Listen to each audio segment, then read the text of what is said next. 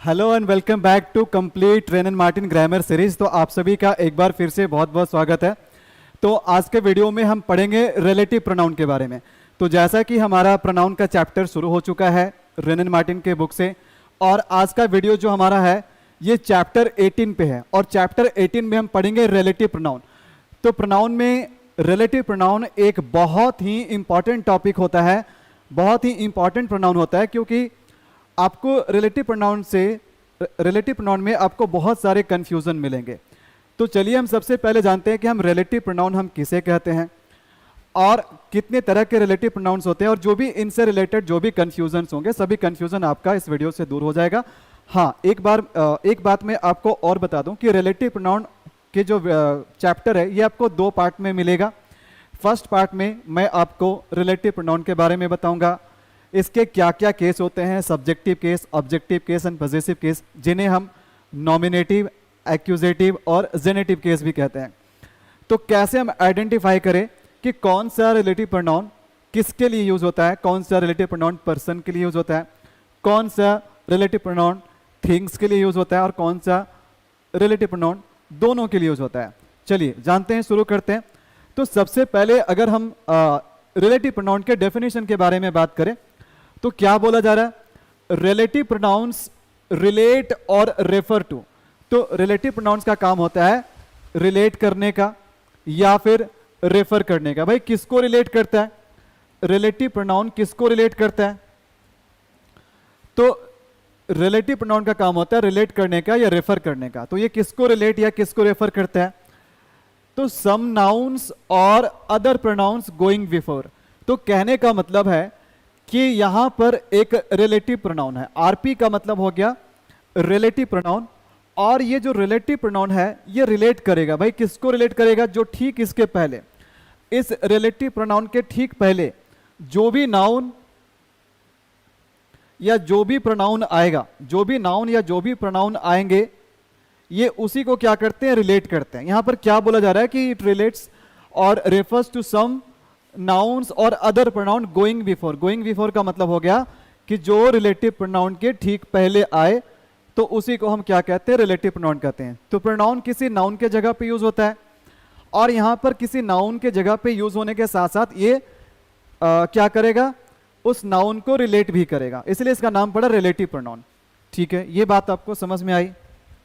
चलिए अब हम कुछ एग्जाम्पल से समझते हैं। देखिए, तो ध्यान से समझिएगा इस एग्जाम्पल को। यहां पर देखो एग्जाम्पल क्या है, एग्जाम्पल है I know a man, the man can help you. अब यहां पर दो सेंटेंसेज हैं, एक है आई नो अ मैन और दूसरा सेंटेंस है the man can help you. तो यहां पर क्या हम अभी क्या है कि अभी दो सिंपल सेंटेंसेज है, अभी दो सिंपल सेंटेंसेज है। क्या इन दोनों सेंटेंसेज को हम कंबाइन करके एक कॉम्प्लेक्स सेंटेंस बना सकते हैं? जी बिल्कुल बना सकते हैं। तो दो सेंटेंसेस को, दो स्टेटमेंट को आपस में जोड़ने के लिए हमें किस चीज की जरूरत होती है? हमें कंजंक्शन की जरूरत होती है उसको जोड़ने के लिए। तो यहां पर ध्यान देंगे, सबसे पहले हम इसको जोड़ने का कोशिश करते हैं, और जोड़ने के बाद हम इसका विश्लेषण करेंगे कि यहां पर दोनों स्टेटमेंट को हम किसकी हेल्प से जोड़ रहे हैं, और जोड़ने के बाद वहां पर कौन रिलेटिव प्रोनाउन आता है, और रिलेटिव प्रोनाउन के अलावे और क्या क्या काम कर सकते हैं। तो चलिए ध्यान देना है यहां पर, जैसे इन दोनों सेंटेंस को जोड़ने के बाद क्या बन गया, I know a man, I know a man who can help you. तो मैं उस आदमी को जानता हूं, मैं एक आदमी को जानता हूं जो आपकी मदद कर सकता है। तो यहां पर ध्यान देना, यहां दोनों सेंटेंस को, ये वाला सेंटेंस और ये वाला सेंटेंस, दोनों सेंटेंस को जोड़ करके हमने एक कंबाइंड सेंटेंस बना दिया, एक कॉम्प्लेक्स सेंटेंस बना दिया। तो अब यहां पर ध्यान देना है कि ये दोनों स्टेटमेंट को जोड़ा कौन, ये दोनों स्टेटमेंट को जोड़ा हु, ये दोनों स्टेटमेंट को जोड़ा कौन, ये दोनों स्टेटमेंट को जोड़ने का काम कर रहा है हु। तो एक तरह से तो हम कहेंगे यहां पर हु क्या है, देखो जो दो क्लॉजेस को, दो स्टेटमेंट को जो जोड़ने का काम करता है उसे हम कहते हैं कंजंक्शन। बात समझ में आ रही है? तो एक तरीके से हम कह सकते हैं कि यहां पर हु जो है ये कंजंक्शन है, लेकिन साथ ही साथ ये किसी ना किसी को रिलेट कर रहा है। अब ये किसको रिलेट कर रहा है? तो यहां ध्यान देना है कि हम बोल रहे हैं कि मैं एक आदमी को जानता हूं जो आपकी मदद कर सकता है, तो यहां पर ये हु जो है किसके जगह पे आया है, या फिर ये जो हु है ये किसको रिलेट कर रहा है? ये मैन को रिलेट कर रहा है, ये इस मैन को रिलेट कर रहा है, इस मैन को रेफर कर रहा है। तो ये जो हु है ना, ये एक नाउन के जगह पे आ रहा है, मतलब मैन के जगह पे आ रहा है, नाउन के जगह पे आ रहा है। मतलब किसके लिए आ रहा है? नाउन के लिए आ रहा है। तो हमने क्या बताया था कि प्रोनाउन हम वैसे वर्ड को कहते हैं जो किसी नाउन के स्थान पे आते हैं या नाउन के लिए आते हैं। तो यहां पर हु जो है ये आपका नाउन के जगह, नाउन के लिए आ रहा है, तो हम कह सकते हैं कि ये प्रोनाउन है। तो अगर हम हु की बात करें तो यहां पर हु सबसे पहले क्या है? ये दो स्टेटमेंट को जोड़ने का काम कर रहा है, तो हम इसको कंजंक्शन भी कह सकते हैं, हम इसको कंजंक्शन भी कह सकते हैं। दूसरी बात कि ये जो हु है ये इस नाउन, नाउन कौन है? मैन है, तो ये मैन के लिए आ रहा है। तो इसका मतलब है कि जो भी वर्ड नाउन के लिए आता है उसे हम क्या कहते हैं? प्रोनाउन कहते हैं। दूसरी बात, ये क्या कर रहा है? ये आगे जो स्टेटमेंट चल रहा है, आगे जो यहां पर एक्शन चल रहा है कि कैन हेल्प यू, तो इसको, इस वाले पार्ट को पिछले वाले पार्ट से रिलेट कौन कर रहा है? इसका रिलेशन देखो, ये जो है कि कैन हेल्प यू, मतलब वो आपकी मदद कर सकता है। कौन कर सकता है? तो ये मैन कर सकता है, ये मैन आपकी मदद कर सकता है। तो आगे में जो भी पार्ट चल रहा है इसको रिलेट कौन करवा रहा है? इसको मैन से रिलेट कौन करवा रहा है? हु करवा रहा है। तो एक तरह से रिलेट करने का काम कर रहा है। तो ये प्रोनाउन है, ये प्रोनाउन है, और प्रोनाउन के साथ साथ इसका काम क्या हो रहा है? रिलेट करने का काम हो रहा है। तो इसलिए हम कह सकते हैं कि हु जो है वो रिलेटिव प्रोनाउन भी है। वो क्या है? रिलेटिव प्रोनाउन है, वो रिलेटिव प्रोनाउन है। और एक बात और यहां पर जानेंगे हम कि अगर हम इसका बात करें कंप्लीट, ये वाला कंप्लीट पार्ट का, तो आई नो अ मैन, और ये जो कंप्लीट पार्ट है हु कैन हेल्प यू, कहीं ना कहीं ये इस मैन से रिलेटेड एक्स्ट्रा इंफॉर्मेशन दे रहा है। भाई कौन सी आदमी, कौन सा आदमी, कैसा आदमी जो आपकी मदद कर सकता है। तो कहीं ना कहीं ये कंप्लीट पार्ट जो है ये इस नाउन मैन की, मैन को डिस्क्राइब कर रहा है, उसको डिस्क्राइब कर रहा है। तो कोई भी वर्ड या ग्रुप ऑफ वर्ड्स जो कि नाउन को डिस्क्राइब करने का काम करता है वो एडजेक्टिव भी कहलाता है। और साथ ही साथ ये पूरा के पूरा पार्ट क्या है? ये ग्रुप ऑफ वर्ड्स है, लेकिन इसमें सब्जेक्ट भी और प्रेडिकेट भी है। तो जिसमें सब्जेक्ट और प्रेडिकेट रहता है उसको हम क्लाउज कहते हैं।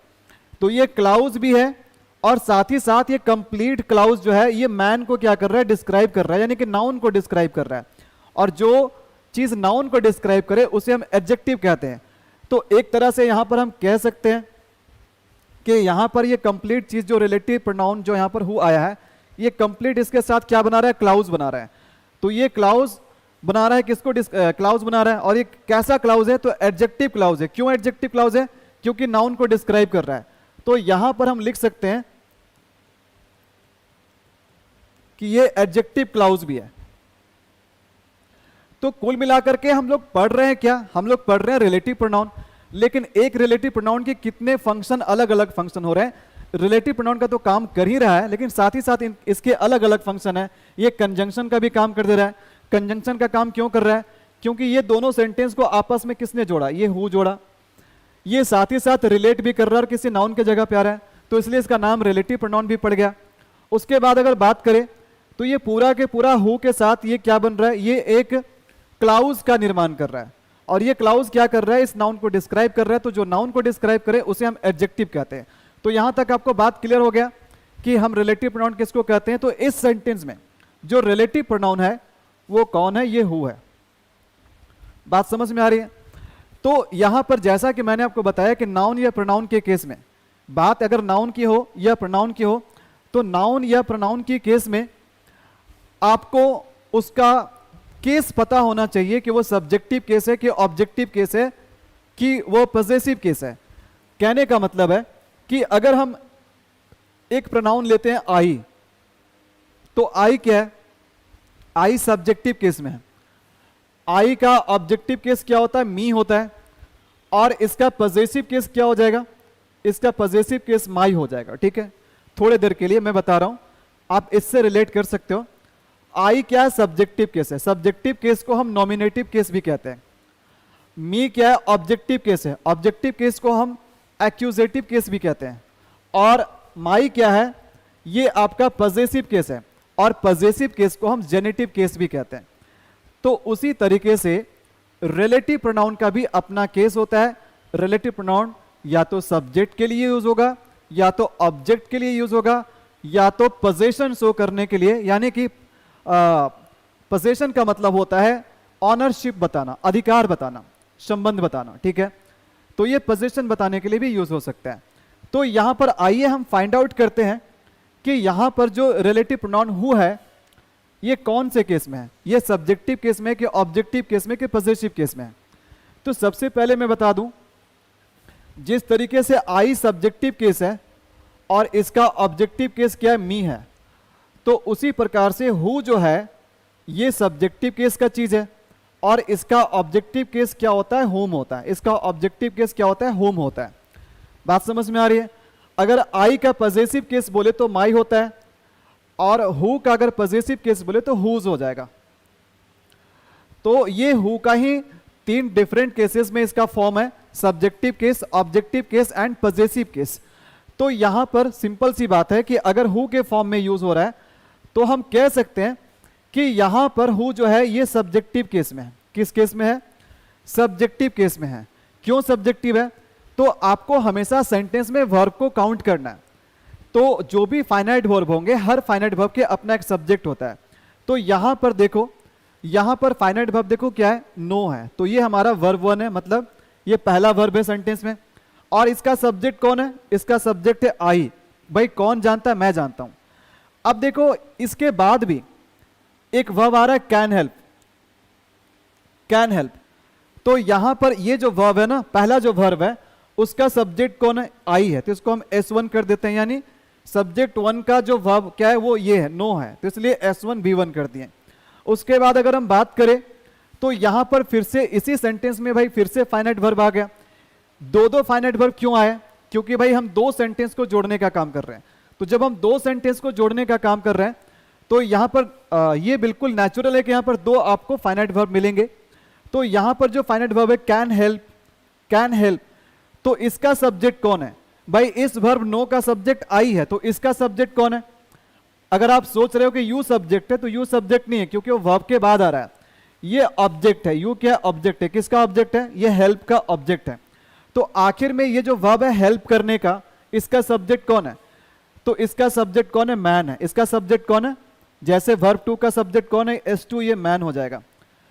तो इसलिए यहां पर हम देख रहे हैं कि मैन जो है, ये मैन जो है ये किस केस में यूज हो रहा है, सेंटेंस में क्या है, ये मैन सेंटेंस में किस तरीके से फंक्शन कर रहा है, सब्जेक्ट की तरह फंक्शन कर रहा है या ऑब्जेक्ट की तरह फंक्शन कर रहा है, तो ऑब्वियसली सब्जेक्ट की तरह फंक्शन कर रहा है।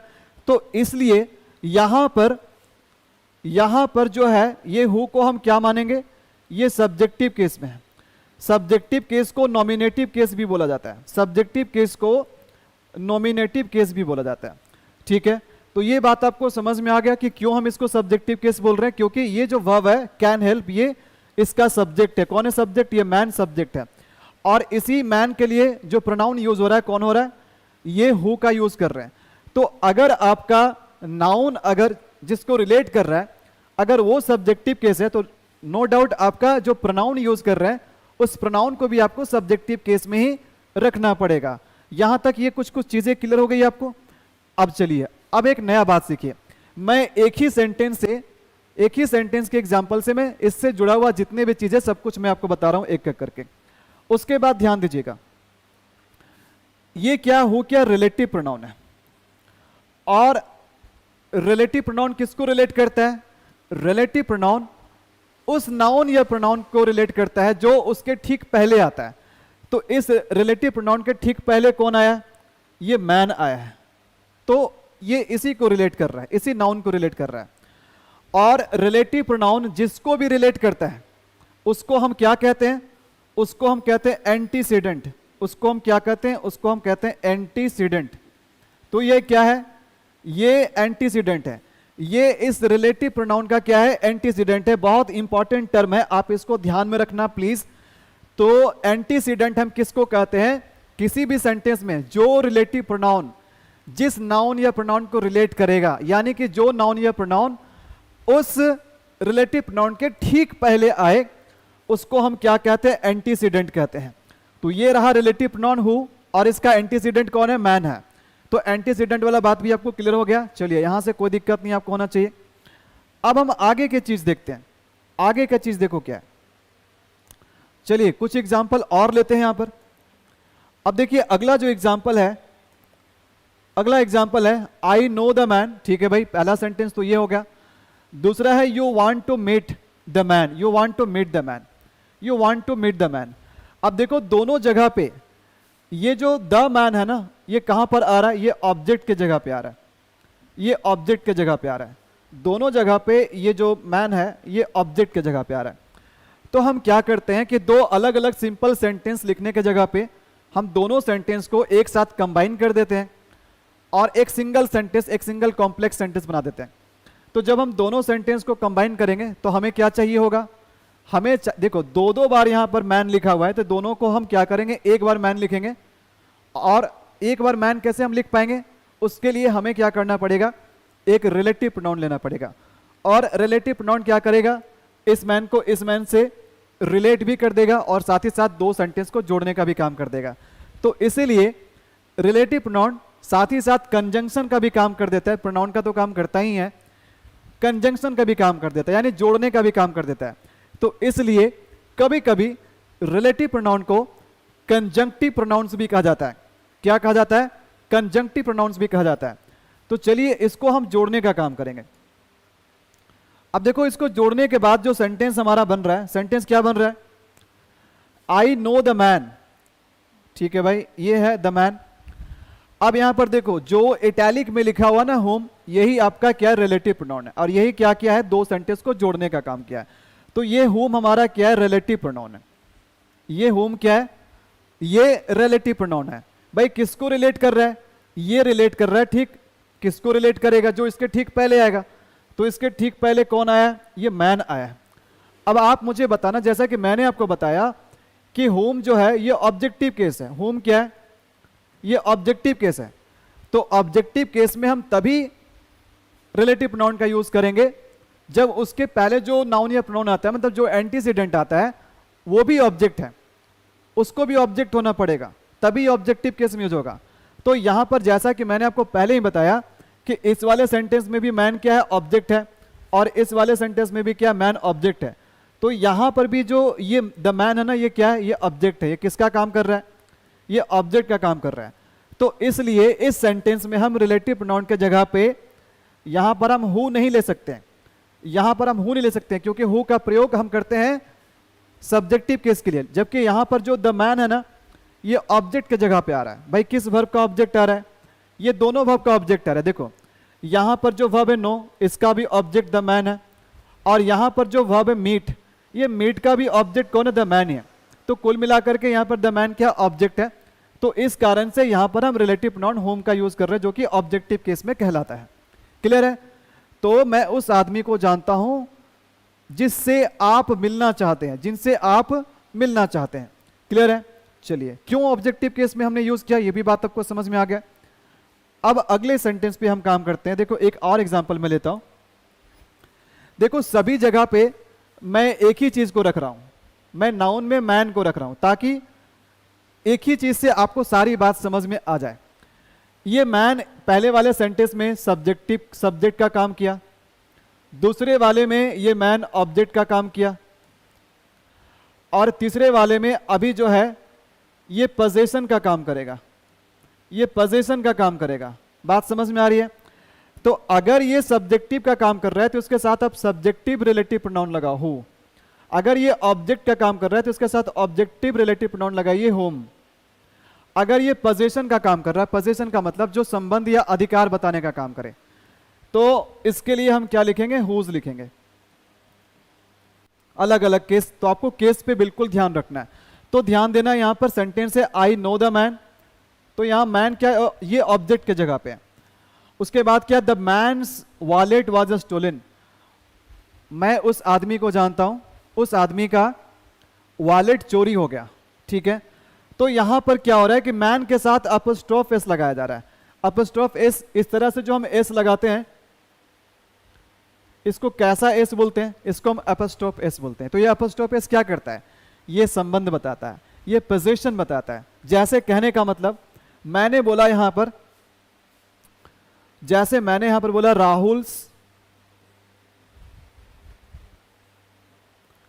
राहुल्स कार, तो यहां पर मैंने एक वस्तु का नाम लिया कार। भाई किसका कार, राहुल का कार। यहां अपस्ट्रॉप एस लगाने से क्या मतलब हुआ, राहुल का कार। तो राहुल एक व्यक्ति है, उसका कार। ये कार किससे बिलोंग करता है, इस राहुल व्यक्ति से बिलोंग करता है। ये कार किसके मालिकाना हक में, राहुल के मालिकाना हक में। तो जब भी आपको पॉजेसिव वाला रिलेटिव प्रोनाउन आपको पता करना हो तो आपको क्वेश्चन करना है किसका या किसकी। तो जैसे मैंने बोला राहुल की कार, भाई पूछो किसकी कार, तो राहुल की कार। तो यहां पर जैसे ही नाउन के साथ आप अपस्ट्रोफ एस लगा देते हैं तो वो बन जाता है पॉजेसिव। तो यहां पर मैन के साथ अपस्ट्रोफ लगा है तो ये क्या बन गया, ये बन गया पॉजेसिव, ये बन गया पॉजेसिव। तो अब क्या करेंगे, ये दोनों सेंटेंस को एक साथ कंबाइन करने का काम करेंगे। तो जब दोनों सेंटेंस को एक साथ कंबाइन करेंगे तो देखो क्या बन जाएगा, ये सेंटेंस बन जाएगा आई नो द मैन। अब देखो मैन यहां पर क्या एंटीसीडेंट है, और ये एंटीसीडेंट क्या बता रहा है, ये एंटीसीडेंट ना तो सब्जेक्ट का फंक्शन कर रहा है, ना तो ऑब्जेक्ट का फंक्शन कर रहा है। ये किसका फंक्शन कर रहा है, पोजीशन का कर रहा है। जैसे यहां से पता चल रहा है हम लोग को, तो ये पोजीशन का फंक्शन कर रहा है। तो पोजीशन का फंक्शन कर रहा है, तो पोजीशन बताने के लिए, संबंध या अधिकार बताने के लिए रिलेटिव प्रोनाउन क्या होता है, हुज होता है। तो यहां पर रिलेटिव प्रोनाउन क्या है, ये हुज है। किसको रिलेट कर रहा है, इस मैन को रिलेट कर रहा है। किस कॉन्टेक्स्ट में रिलेट कर रहा है, पोजीशन के कॉन्टेक्स्ट में ये रिलेट कर रहा है। बात आपको समझ में आ रही है। आई होप आपको इन सेंटेंसेस से चीजें क्लियर हो गई। तो अभी तक मैंने आपको subjective who, objective home, possessive आपको मैंने हुज बताया। मैंने 3 एग्जांपल लिया और तीनों एग्जांपल से ये चीज आपका क्लियर हो गया, सब्जेक्टिव, ऑब्जेक्टिव और पॉजेसिव। चलिए और भी कुछ रिलेटिव प्रोनाउन है क्या, चलिए हम देख लेते हैं। देखो अब क्या सेंटेंस है, I lost the pen. Sentence है I lost the pen, I lost the pen, I found the pen, I lost the pen, I found the pen. अब ये दोनों सेंटेंस को आपस में मर्ज करना है आपको, ये दोनों सेंटेंस में आपस में आपको कंबाइन करना है। तो जब आपस में कंबाइन करेंगे तो सेंटेंस हमारा क्या बन जाएगा, 2 सेंटेंस के जगह पे हम एक ही सेंटेंस बोल रहे हैं। क्या है, I found the pen, I found the pen, I found the pen which I had lost, which I had lost. अब देखो यहां पर रिलेटिव प्रोनाउन कौन है, यहां पर रिलेटिव प्रोनाउन है विच, यहां पर रिलेटिव प्रोनाउन है विच। तो आप कहेंगे सर कि रिलेटिव प्रोनाउन की बात तो आप कर रहे थे कि रिलेटिव प्रोनाउन होता है हु, होम और होज, ये रिलेटिव प्रोनाउन होता है। लेकिन यहां पर तो आप कुछ और लिख रहे हैं, यहां पर तो विच लिख रहा है। तो मैं आपको बता दूं कि विच भी क्या है, विच भी रिलेटिव प्रोनाउन है। लेकिन फर्क देखो क्या है, हु का यूज, देखो हु का यूज, होम का यूज और हुज का यूज, इसका यूज हम करते हैं पर्सन के लिए, पर्सन के लिए, यानी कि लिविंग के लिए, लिविंग के लिए। लेकिन विच का जो यूज है इसका यूज हम करते हैं थिंग्स के लिए, इसका यूज हम करते हैं थिंग्स के लिए, जनरली नॉन लिविंग थिंग्स के लिए। ठीक है, नॉन लिविंग के लिए। थिंग्स का मतलब क्या हो गया, कोई भी चीज जिसमें कोई पर्सन ना आए। बात समझ में आ रही है। तो अभी तक हम किसको रिलेट कर रहे थे, अभी तक हम रिलेट कर रहे थे मैन को। तो मैन क्या था, मैन एक लिविंग चीज था। मैन क्या है, ये पर्सन में आ जाएगा। लेकिन अब आप किसको रिलेट कर रहे हैं, आप रिलेट कर रहे हैं द पेन को। अब आपका एंटीसीडेंट कौन है, अब आपका एंटीसीडेंट जो है ये द पेन है। और पेन किस में आ जाएगा, ये आ जाएगा नॉन लिविंग में। बात समझ में आ रही, थिंग्स में आ जाएगा। तो ध्यान दीजिएगा, जब नॉन लिविंग चीजों को रिलेट करवाना हो, जब नॉन लिविंग चीजों को रिलेट करवाना हो तो वहां पर हम विच का यूज करते हैं। तो इसलिए रिलेटिव प्रोनाउन क्या है, विच है, जो किसको रिलेट कर रहा है, ये पेन को रिलेट कर रहा है। चलिए साथ ही साथ अब आपको यहां पर फाइंड आउट करना है कि ये जो रिलेटिव प्रोनाउन विच है इसका केस क्या है, ये सब्जेक्टिव केस है, ऑब्जेक्टिव केस है या पॉजिटिव केस है। तो सिंपल सी बात है, ये किसको रिलेट कर रहा है? ये पेन को रिलेट कर रहा है। और पेन जो है सेंटेंस में क्या फंक्शन कर रहा है, सब्जेक्ट का या ऑब्जेक्ट का? तो अगर हम ऊपर के सेंटेंस देखें तो दोनों जगह पे ये ऑब्जेक्ट का काम कर रहा है, दोनों जगह पे ये ऑब्जेक्ट का काम कर रहा है। तो ऑब्वियस है कि यहां पर भी जो पेन एंटीसीडेंट है ना, ये ऑब्जेक्टिव है। तो यहां पर हम कह सकते हैं कि यहां पर जो रिलेटिव प्रोनाउन विच का हम यूज कर रहे हैं, यहां पर जो विच है इसका केस क्या है? इस सेंटेंस में, इस पर्टिकुलर सेंटेंस में इसका केस है ऑब्जेक्टिव केस है। इसका केस क्या है? ऑब्जेक्टिव केस है। ऑब्जेक्टिव केस को हम एक्यूजेटिव केस भी कहते हैं, ऑब्जेक्टिव केस को हम एक्यूजेटिव केस भी कहते हैं। बात समझ में आ रही है? यहां से क्लियर हो गया? चलिए बहुत बढ़िया। अब हम अगले सेंटेंस पे काम करते हैं। देखो अगला सेंटेंस क्या है? अगला सेंटेंस है, पहला सेंटेंस है ऑल ग्लिटर्स। ऑल का मतलब होता है सब कुछ, और ग्लिटर्स का मतलब होता है चमकना। और यहां लिखा हुआ ऑल इज नॉट गोल्ड, यानी सब कुछ सोना नहीं होता है, सब कुछ सोना नहीं होता है। सब कुछ का मतलब क्या? सब कुछ का मतलब इसमें इंसान भी आ गया और इसमें चीजें भी आ गया। मतलब कहने का मतलब है कि अगर सोना चमकता है तो भाई इंसान भी चमकता है। फेयर एंड लवली लगा कर देख लो, अगर आप फेयर एंड लवली लगाओगे, कोई भी आप कॉस्मेटिक क्रीम लगाओगे तो 5 मिनट में आप चमकने लगोगे।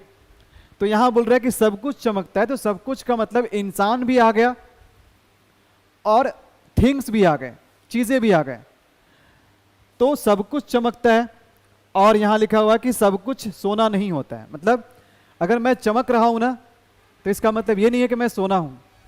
एक कहावत आपने सुना होगा कि हर चमकने वाली चीज सोना नहीं होती है, ठीक है।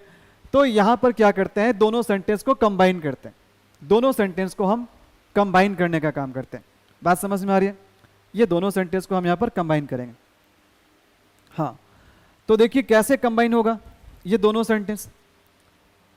अब देखो क्या बन गया, यहां पर ध्यान देना है कि यहां पर रिलेटिव प्रोनाउन कौन है। यहां पर रिलेटिव प्रोनाउन है दैट। यहां रिलेटिव प्रोनाउन कौन है? दैट। मैं यहां लिख देता हूं, यहां पर रिलेटिव प्रोनाउन कौन है? आरपी का मतलब रिलेटिव प्रोनाउन। यहां रिलेटिव प्रोनाउन कौन है? दैट है। भाई किसको रिलेट कर रहा है? ये रिलेट कर रहा है ऑल को। किसको रिलेट कर रहा है? ऑल को। तो ऑल क्या है? ऑल एंटीसीडेंट है। एंटीसीडेंट किसको बोलते हैं? जो रिलेटिव प्रोनाउन जिसको रिलेट करता है, जो उसके ठीक पहले आता है। तो यहां पर जो रिलेटिव प्रोनाउन दैट है, ये ऑल को यूज कर रहा है, मतलब ये ऑल को रिलेट कर रहा है, ऑल को रेफर कर रहा है। बात समझ में आ रही है? तो अब हमें यह पता करना है कि ये जो दैट है ये रिलेटिव प्रोनाउन है, और इसका यूज हम किसके लिए कर रहे हैं? इसका यूज हम पर्सन के लिए कर रहे हैं या थिंग्स के लिए कर रहे हैं, यानी कि लिविंग के लिए कर रहे हैं या नॉन लिविंग के लिए कर रहे हैं। तो यहां पर सेंटेंस से मीनिंग क्या निकल रहा है कि सब कुछ चमकने वाली, यानी हर चमकने वाली चीज सोना नहीं होती है। तो हर चमकने वाली का मतलब क्या हो गया कि ये इसमें कोई व्यक्ति भी हो सकता है, कोई इंसान भी हो सकता है, और इसमें कोई चीज भी हो सकता है, यानी दोनों की हम बात कर रहे हैं। यानी एक ही ऑल से दोनों को रेफर हो जा रहा है। पर्सन, इससे पर्सन का भी पता चल रहा है और इससे थिंग्स के बारे में पता चल रहा है, यानी दोनों चीज को रिलेट कर रहा है। तो एक चीज ध्यान देना है, इससे क्या पता चलता है कि दैट एक ऐसा रिलेटिव प्रोनाउन है जिसका यूज हम पर्सन के लिए भी करते हैं और जिसका यूज हम थिंग्स के लिए भी करते हैं, जिसका यूज हम पर्सन के लिए भी करते हैं और जिसका यूज हम थिंग्स के लिए भी करते हैं। बात समझ में आ रही है? और उसके बाद अब पता करेंगे कि इसका केस क्या है। इसका केस नॉमिनेटिव है, एक्यूजेटिव है या जेनेटिव है, मतलब सब्जेक्टिव है या ऑब्जेक्टिव है या पॉजेसिव है। तो भाई अब देख लो कि किस जगह पे आ रहा है। यहां देखो वर्ब है और वर्ब से पहले जो एंटीसीडेंट यहां देख रहे हो ना, ऑल क्या सब्जेक्ट है, और यहां भी ऑल क्या सब्जेक्ट है। तो दोनों जगह पे ऑल किसका काम कर रहा है? सब्जेक्ट का काम कर रहा है। तो अगर सब्जेक्ट का काम कर रहा है तो ये बात बिल्कुल फिक्स है कि यहां पर जो ऑल है ये सब्जेक्ट है, ये नॉमिनेटिव केस में। और अगर नॉमिनेटिव केस में है तो यहां पर जो रिलेटिव प्रोनाउन दैट है, इसका यूज भी हम किस केस में कर रहे हैं? इसका यूज भी हम कर ले रहे हैं सब्जेक्टिव केस में। सब्जेक्टिव केस यानी कि नॉमिनेटिव केस में हम इसका यूज कर ले रहे हैं। क्लियर है? ये बात आपको समझ में आ गया? चलिए बहुत बढ़िया, यहां भी चीजें आपको समझ में आ गया। तो कुल मिलाकर के हमने क्या देखा? कुल मिलाकर के हमने देखा कि रिलेटिव प्रोनाउन कौन कौन होते हैं। रिलेटिव प्रोनाउन कौन कौन होते हैं? तो रिलेटिव प्रोनाउन में हमने देखा, चलो इसका हम एक चार्ट बना लेते हैं। रिलेटिव प्रोनाउन कौन कौन होता है इसका हम एक चार्ट बना लेते हैं, इसका एक चार्ट बना लेते हैं, ठीक है।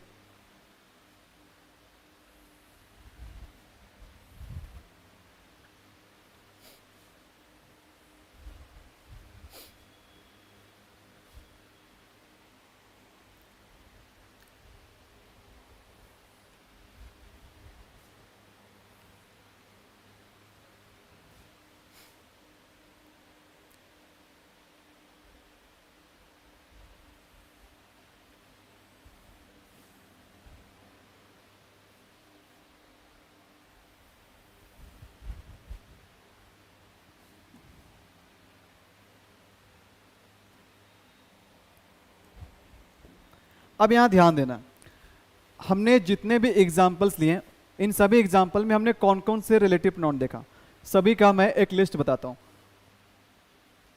तो यहां तो मैं लिख देता हूं यूज्ड फॉर, यूज्ड फॉर। उसके बाद यहां मैं लिख देता हूं सब्जेक्टिव केस। देखो सब्जेक्टिव केस को हम, देखो शॉर्टकट में मैं लिख रहा हूं, सब्जेक्टिव को मैं शॉर्टकट में लिख रहा हूं। SUB का मतलब सब्जेक्टिव केस, जिसे हम नॉमिनेटिव केस भी कहते हैं, जिसे हम नॉमिनेटिव केस भी कहते हैं, ठीक है। थोड़ा सा लगता है कि मुझे इसे मिटाना पड़ेगा क्योंकि इसमें एक चीज मुझे और भी शामिल करना है।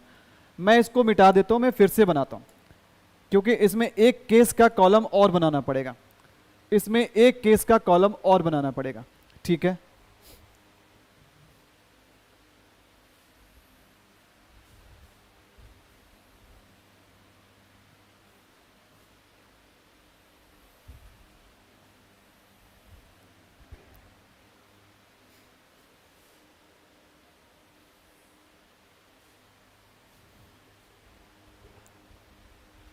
सब्जेक्टिव के सब्जेक्ट,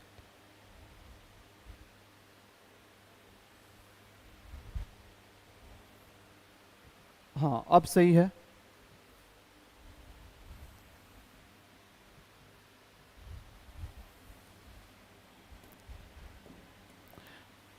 तो पहले तो हम लिखेंगे कि किसके लिए यूज होगा, यूज्ड फॉर। उसके बाद सब्जेक्टिव केस, सब्जेक्टिव केस को हम नॉमिनेटिव केस भी कहते हैं। उसके बाद ऑब्जेक्टिव केस, ऑब्जेक्टिव केस का मतलब जो ऑब्जेक्ट के जगह पे यूज हो। ऑब्जेक्टिव केस को हम एक्यूजेटिव केस भी कहते हैं।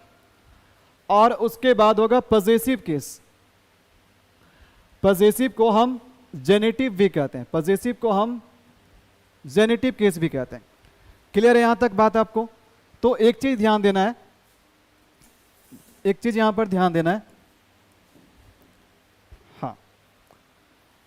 तो सबसे पहले बात करें कि अगर पर्सन है तो पर्सन के लिए कौन यूज होता है, पर्सन्स के लिए कौन सा रिलेटिव प्रोनाउन यूज होता है। तो पर्सन के लिए सब्जेक्टिव केस में क्या यूज होगा, हु। पर्सन के लिए सब्जेक्टिव केस में यूज होगा हु। अगर हम थिंग्स की बात करें यानी नॉन लिविंग की बात करें तो थिंग्स के लिए जो आपका रिलेटिव प्रोनाउन होगा ये होगा विच। अगर हम बात करें अगले रिलेटिव प्रोनाउन की, यानी कि अगर आपको यूज दोनों के लिए करना है, आपको यूज पर्सन्स के लिए भी करना है, आपको यूज थिंग्स के लिए भी करना है, आपको इसका यूज एनिमल के लिए भी करना है, एनिमल्स के लिए भी करना है, एनिमल्स के लिए भी करना है, तो इसके लिए रिलेटिव प्रोनाउन हो जाएगा दैट। इसके लिए रिलेटिव प्रोनाउन हो जाएगा दैट। अब अगर इसके केस की बात करें तो हु अगर सब्जेक्टिव है तो इसका ऑब्जेक्टिव क्या हो जाएगा, इसका ऑब्जेक्टिव हो जाएगा होम। और इसका पजेसिव क्या हो जाएगा, इसका पजेसिव हो जाएगा हुज, इसका पजेसिव हो जाएगा हुज। अगर विच की बात करें तो विच आपका सब्जेक्टिव या नॉमिनेटिव है, अगर इसका ऑब्जेक्टिव या एक्यूजेटिव होगा तो भी विच ही लिखा जाएगा, यानी बिना फॉर्म चेंज किए हुए ये आपका सब्जेक्टिव भी रहेगा और ऑब्जेक्टिव भी रहेगा। पजेसिव की बात करें तो पजेसिव में आप या तो ऑफ विच लिख सकते हैं और नहीं तो आप हुज का भी प्रयोग कर सकते हैं, दोनों चलता है, ये आजकल चलता है, ठीक है, लेकिन ये आपका सबसे फॉर्मल यूज है हुज। तो इसमें पजेसिव के लिए, विच का पजेसिव के लिए आप ऑफ विच भी यूज कर सकते हैं और हुज का भी प्रयोग कर सकते हैं, जो कि हम पर्सन के लिए भी कर रहे हैं। अगर दैट की बात करें तो दैट आपका सब्जेक्टिव केस है और इसका ऑब्जेक्टिव केस क्या होगा, इसका ऑब्जेक्टिव केस भी दैट होगा। देखो बिना फॉर्म चेंज किए हुए, बिना फॉर्म चेंज किए हुए दैट सब्जेक्टिव भी है, दैट ऑब्जेक्टिव भी है। अगर बात करें यहां पर हु का, तो हु का सब्जेक्टिव केस में फॉर्म कुछ और है, ऑब्जेक्टिव केस में फॉर्म कुछ और है, लेकिन विच और दैट के केस में दोनों का फॉर्म सेम है। अगर हम इसके पजेसिव की बात करें तो इसका पजेसिव हो जाएगा हुज, इसका पजेसिव हो जाएगा, इसका पजेसिव हो जाएगा हुज, ये इसका पजेसिव हो जाएगा। तो ये कंप्लीट आपके रिलेटिव नाउन के चार्ट है। आई होप आपको सभी चीजें दिखाई दे रहा होगा कि कौन किसके लिए यूज हो रहा है। यूज्ड फॉर का मतलब कि किसके लिए हम उस रिलेटिव नाउन का यूज करते हैं, हम पर्सन के लिए करते हैं या थिंग्स के लिए करते हैं या तीनों के लिए यूज करते हैं, पर्सन थिंग्स एनिमल्स तीनों के लिए करते हैं। तो अगर आप तीनों के लिए यूज कर रहे हैं या दोनों के लिए यूज कर रहे हैं, मतलब जो रिलेटिव नाउन सबके लिए यूज होता है, मतलब वो पर्सन के लिए भी हो सकता है, थिंग्स के लिए भी हो सकता है, एनिमल्स के लिए भी हो सकता है, उसके लिए हम रिलेटिव नाउन में क्या लगाएंगे, दैट लगाएंगे। तो दैट का ऑब्जेक्टिव केस भी दैट होता है और पजेसिव केस हुज हो जाता है। सब्जेक्टिव का मतलब जो सब्जेक्ट के जगह पे आए, ऑब्जेक्टिव का मतलब जो ऑब्जेक्ट के जगह पे आए, और पजेसिव का मतलब जो पजेशन बताने के लिए आए। पजेशन का मतलब हो गया संबंध या अधिकार, संबंध या अधिकार। ये चीज आपको क्लियर हो गया। ये चीज आपको देखो, मैंने अभी जितने भी सेंटेंस एग्जांपल लिए सभी में मैंने आपको इन सभी का यूज करके बताया और ये भी मैंने प्रूव करके दिखाया कि कैसे वो पर्सन के लिए यूज हो रहा है और कैसे वो थिंग्स के लिए यूज हो रहा है और कैसे वो एक एग्जांपल में दोनों के लिए यूज हो रहा था। और साथ ही साथ मैंने आपको केस भी बताया कि किस तरीके से कभी एंटीसीडेंट सब्जेक्टिव केस में था, कभी एंटीसीडेंट ऑब्जेक्टिव केस में था और कभी एंटीसीडेंट पजेसिव केस में था। तो ये चीजें क्लियर है। इसके अलावे एक रिलेटिव नाउन और है, इसके अलावे एक रिलेटिव नाउन और है, उसके बारे में भी हम इस वीडियो में चर्चा कर लेते हैं। तो अगला रिलेटिव नाउन क्या है, इसके बारे में हम चर्चा कर लेते हैं। तो देखो अगला रिलेटिव नाउन देखो क्या, व्हाट।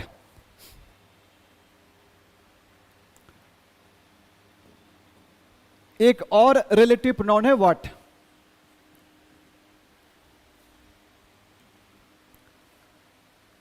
तो अगर हम बात करें रिलेटिव नाउन हु का,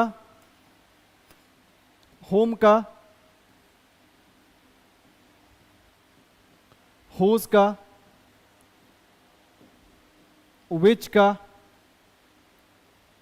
और दैट का, ये सभी ऐसे रिलेटिव नाउन होते हैं, ये सभी ऐसे रिलेटिव नाउन होते हैं जिनका अपना एंटीसीडेंट होता है, जिनका अपना एक एंटीसीडेंट होता है। एंटीसीडेंट जो उस रिलेटिव नाउन के ठीक पहले आता है, जिसको वो रिलेट करता है। तो इन रिलेटिव नाउन्स का अपना एंटीसीडेंट होता है, अपना उसका एंटीसीडेंट होता है। लेकिन अभी मैं आपको एक और रिलेटिव नाउन के बारे में बता रहा हूं और वो रिलेटिव नाउन है व्हाट। ये भी एक रिलेटिव नाउन है, व्हाट भी क्या है, एक रिलेटिव नाउन है। बट व्हाट एक ऐसा रिलेटिव नाउन है जिसका अपना कोई एंटीसीडेंट नहीं होता है, जिसका अपना कोई एंटीसीडेंट नहीं होता है। इन सभी रिलेटिव नाउन का एंटीसीडेंट होता है, लेकिन व्हाट का कोई एंटीसीडेंट नहीं होता है।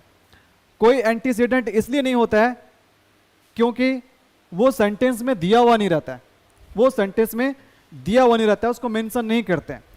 तो इसलिए कभी कभी व्हाट को हम नॉन डिफाइनिंग रिलेटिव नाउन भी कह देते हैं। जिसका एंटीसीडेंट है उसको डिफाइनिंग रिलेटिव नाउन कहते हैं, जिसका एंटीसीडेंट नहीं है उसको हम नॉन डिफाइनिंग रिलेटिव नाउन कहते हैं। अब देखो एक एग्जाम्पल से मैं बताऊंगा, दो एग्जाम्पल मैं लूंगा, आप देखोगे कि एक में एंटीसीडेंट है और जहां एंटीसीडेंट नहीं रहेगा वहां पर हम रिलेटिव नाउन में व्हाट का यूज करेंगे। जैसे देखिए एग्जाम्पल से समझेंगे हम। देखो कहने का मतलब हमने यहां पर लिखा, जैसे हमने लिखा यू कैन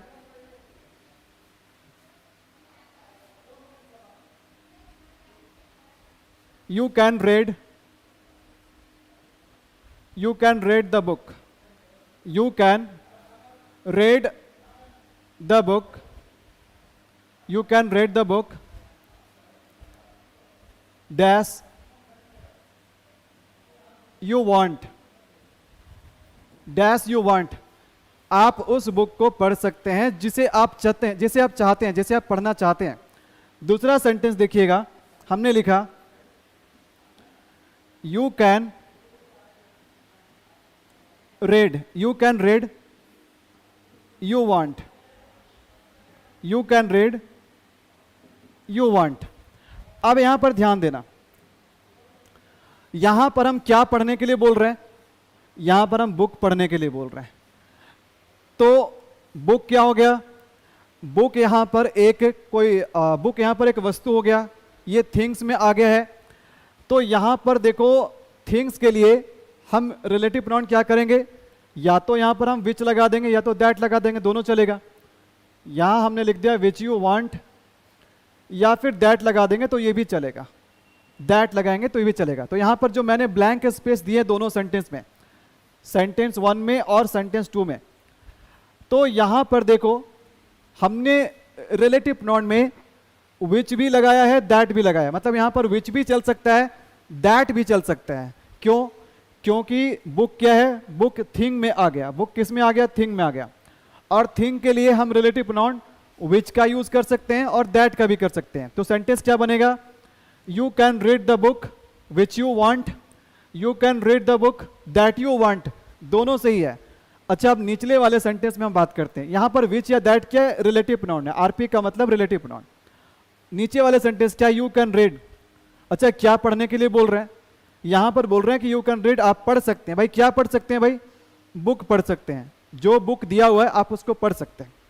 यहां पर भी बोल रहा है यू कैन रीड, आप पढ़ सकते हैं। भाई क्या पढ़ सकते हैं? क्या यहां पर दिया हुआ है?